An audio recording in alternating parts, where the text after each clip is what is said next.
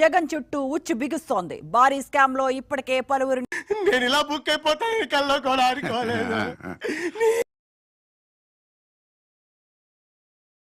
పర్యటన అంటే లక్షలాది మందిలో ఖచ్చితంగా అక్కడికి పెద్ద సంఖ్యలో వస్తూ ఉంటారు. ఎక్స్క్యూజ్ మీ, అంత సీన్ లేదండి. జనమేరి ఎవడంటాడు ఎవడంటాడు అంతేనంటావా?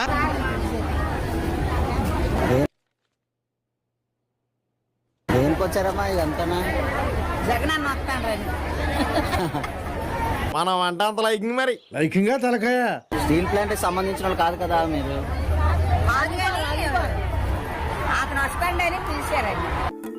ఎక్కడో కొడుతుంది సీనా. అబే కొట్టే బలం లేదు నేతాజీ. డబ్బులు ఇచ్చారమ్మా వచ్చినందుకు? 100 రూపాయల 100 రూపాయల ఇప్పుడు దాకా చేస్తుందంతా గంగలో కలిసిపోయింది కదరా. నీళ్ళు చుక్కలే ఎవరు ఆటో మాట ఇప్పించట్లేదు. ఇది పబ్లిసిటీ. ఇప్పుడు ఎక్కడ కొట్టాలరా నిన్ను? జంతర్ మంతర్ జాదుగాళ్ళ నేటివిటీ, ఇది పబ్లిసిటీ. ప్రభు హరి రామ్ కృష్ణ రాధం జగన్మోహన్ రెడ్డి ఏదైనా తేడాగా ఉందా? ఏం లేదే, అస్సలు కొంచెం కూడా తేడా అనిపించడం లేదా? నాకేం తేడా కనపట్లేదే.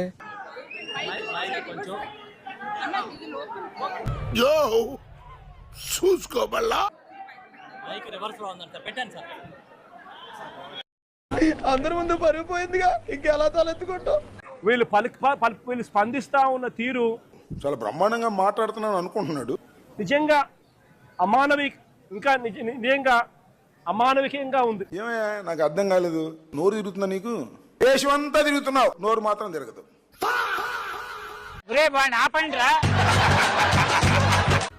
మానవీయంగా కూడా లేదు. తెలుగు ఉచ్చరించడం కూడా ఇంతవరకు నేర్చుకోరా నువ్వు? నాలిక మందం మాత్రం తగ్గలా. తెలుగు ఉచ్చరించడం కూడా రాదు. వాడు ఫ్లోలో ఉన్నాడు, ఏం తగ్గట్లేదు. వీళ్ళు స్పందిస్తా ఉన్న తీరు నిజంగా నిజంగా అమానవికంగా ఉంది.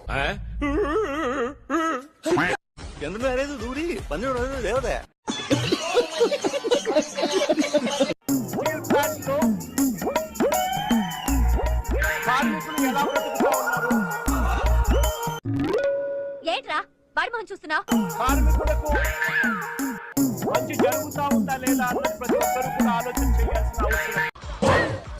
మీ కష్టం పగవాడికి కూడా రాకూడదు గురుగారు. మరేరా 2024 వైఎస్ఆర్సీపీ ప్రభుత్వం ఉన్నంత వరకు ఏం పీకారు, ఏం పీకేవు అంటున్నారు చెప్పండి. కార్మికులు, స్టీల్ ప్లాంట్ ఎంప్లాయీస్ ఎలా ఉండేవాళ్ళు? నీ వడికిదమే కత్తికి బొచ్చుకి ఉన్న సంబంధం. నేను అడుగుతా ఉన్నా విక్స్ గోలీ వేసుకో, కిచ్ కిచ్ పోగొట్టుకో. చంద్రబాబు నాయుడు గారు ప్రభుత్వం వచ్చిన తర్వాత వీళ్ళ కూటమి ప్రభుత్వం అధికారంలో ఉన్న నేపథ్యంలో ఎలా బతుకుతా ఉన్నారు కార్మికులు, ఎంప్లాయీస్? అంతా బాగానే ఉంది. ఒకసారి గమనించినట్లయితే చెప్పవే నేను వింటాను కదా. చంద్రబాబు నాయుడు గారి ప్రభుత్వంలో ఎక్కడైనా మానవత్వం లేక ₹1 ఇవ్వాల్సిన చోట వాళ్ళకు ఇవ్వని పరిస్థితి ఎక్కడైనా ఉంటే మాత్రం ఏం చేస్తావరా? చంపుతావా? నరుకుతావా? ఏం చేస్తావరా? ప్రతి బాధితురాలికి, ప్రతి బాధితుడికి చెప్తా ఉన్నా, ప్రతి అక్కకు, ప్రతి చెల్లెమ్మకు, ప్రతి బాబుకు చెప్తా ఉన్నా, బాధపడాల్సిన పనుల కొంచెం ఓపిక పట్టండి. దేవుడి దయతో మన ప్రభుత్వం వచ్చిన వెంటనే 1 నెల తిరక్క మునిపే ₹1 రాష్ట్ర ప్రభుత్వం తరఫు నుంచి వీళ్ళకి ఇచ్చి ఆదుకుంటామని చెప్పి ఖచ్చితంగా చెప్తా ఉన్నాం. చెప్పడం జరిగిపోతుంది, జరుగుతుంది.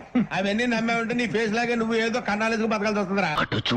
జగన్మోహన్ రెడ్డి గారు బుడమేరు వరద బాధితులకి ₹1 అనౌన్స్ చేశారు కానీ ఆ శక్తి మాకెవరికి రాలేదు. మా విపత్తుల శాఖ అయితే రాలేదు అధ్యక్ష. అంటాము చేసేస్తామా? దొంగనాడుకు